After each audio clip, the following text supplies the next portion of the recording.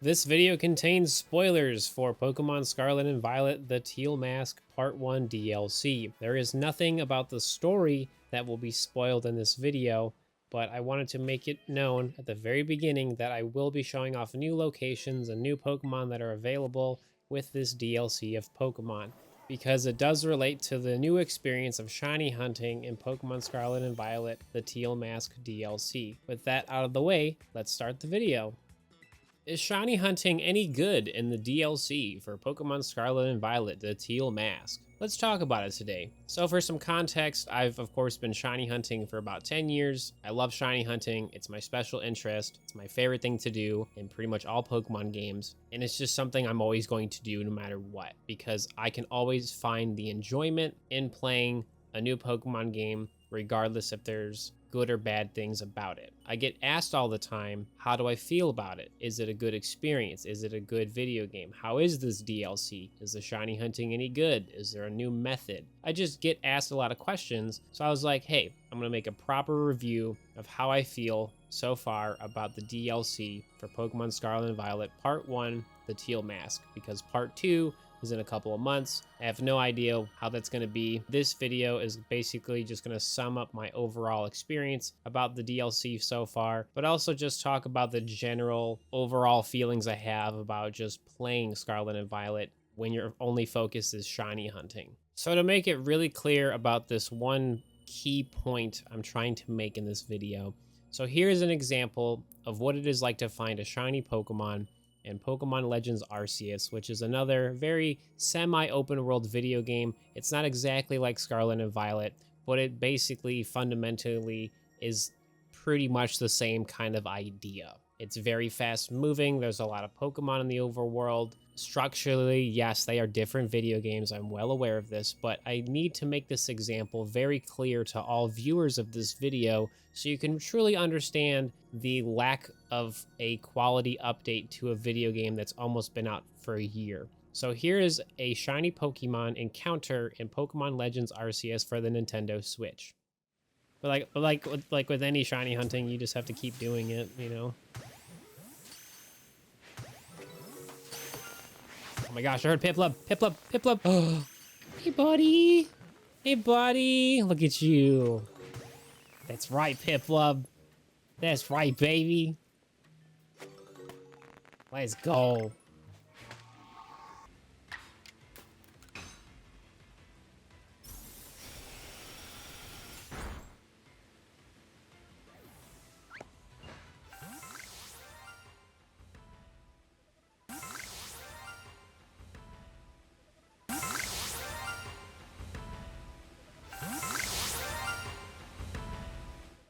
Now let's look at a shiny encounter for Pokemon Scarlet and Violet, the DLC Part 1, the Teal Mask. For this example, I'm going to show you multiple shiny encounters so you can truly understand why this is so upsetting.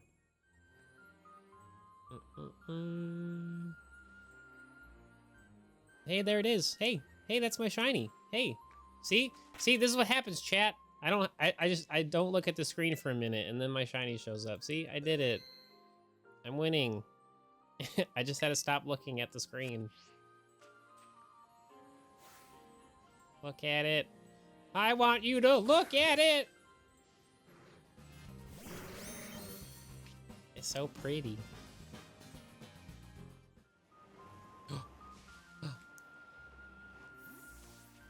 I see you. I'm taking a photo. Oh. Look at you. That looks so good. Oh. You want to fight?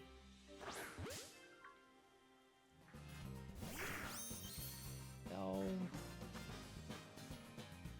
Look at him. Look at the shiny. Our shiny luck's turning around, folks.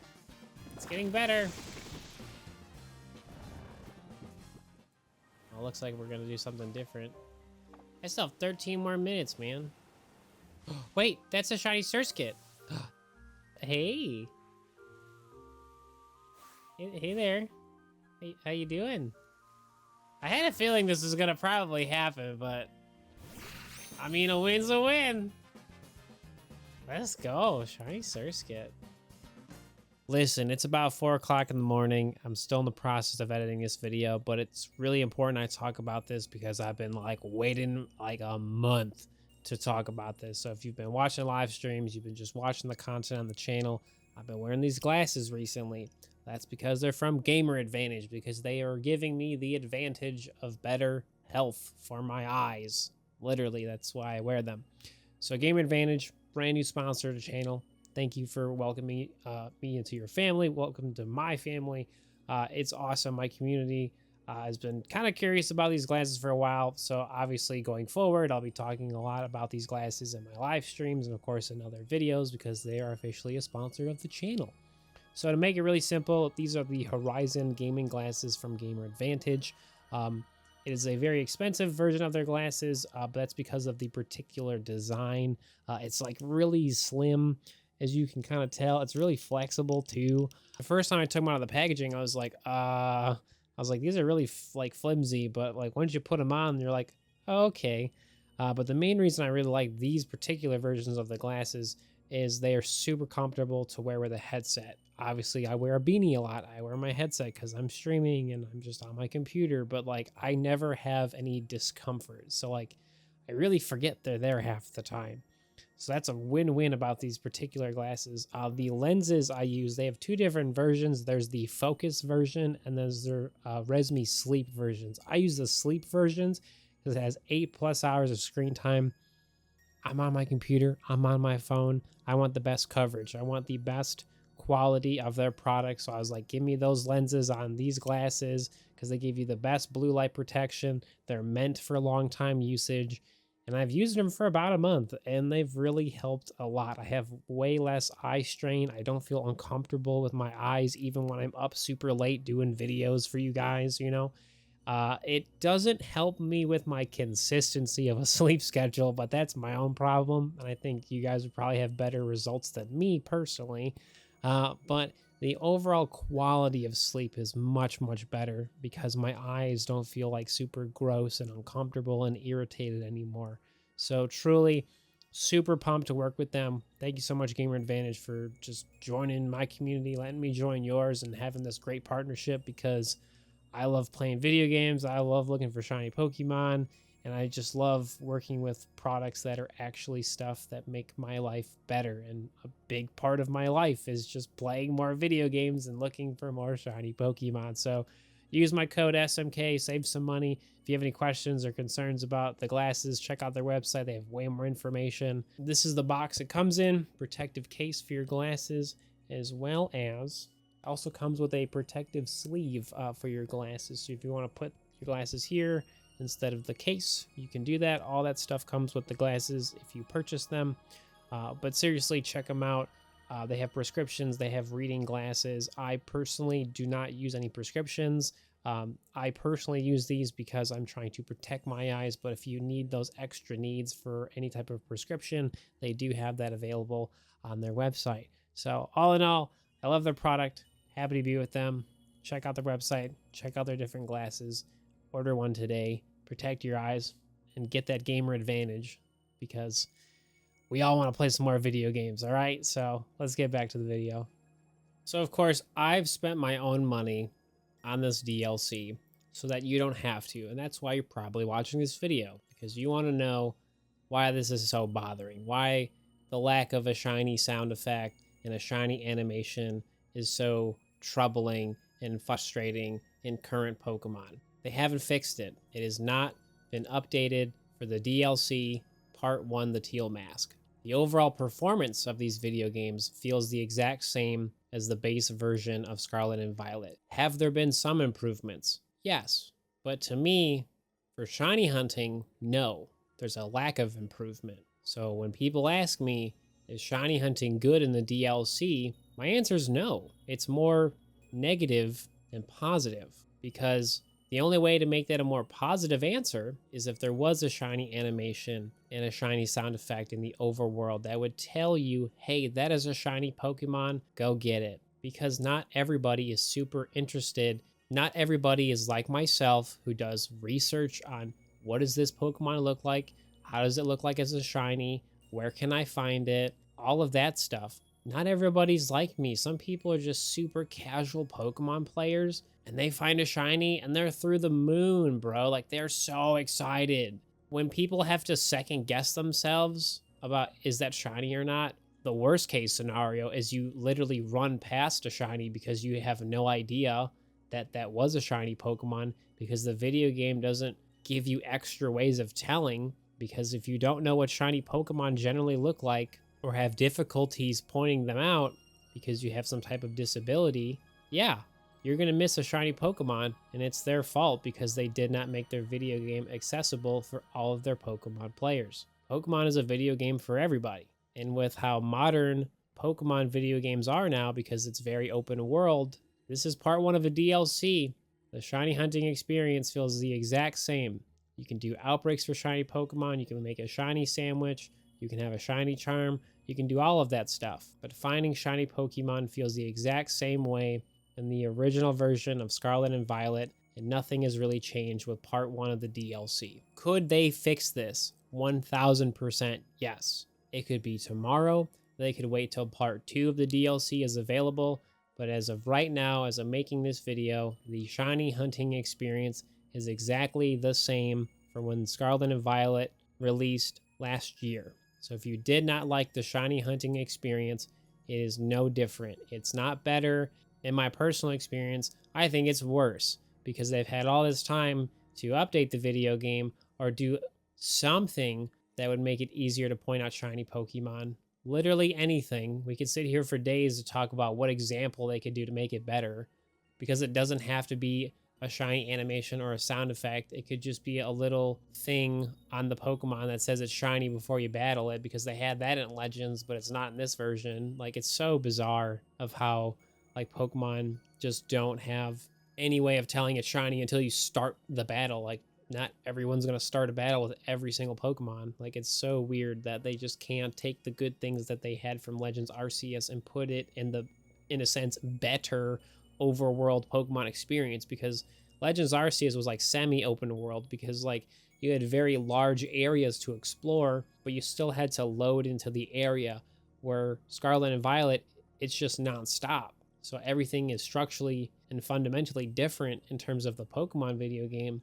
But that one little thing of having a shiny sparkle and an animation sound effect would have been great. They still haven't done it, and it's tiring. It's frustrating. And I'm so done, because I can enjoy the video game for what it is, because I have a special interest in Pokemon. I have a hyper fixation on shiny hunting. I will always find my way to go find shiny Pokemon, and I will do whatever I got to do to get them. And from time to time, that'll change from playing new Pokemon games to old Pokemon games, or shiny hunting method, or full odds. It doesn't really matter how I want to get a shiny Pokemon. If I really want that shiny Pokemon, I'm going to figure out the best way to go about finding said shiny Pokemon. But not everybody is like me, Game Freak.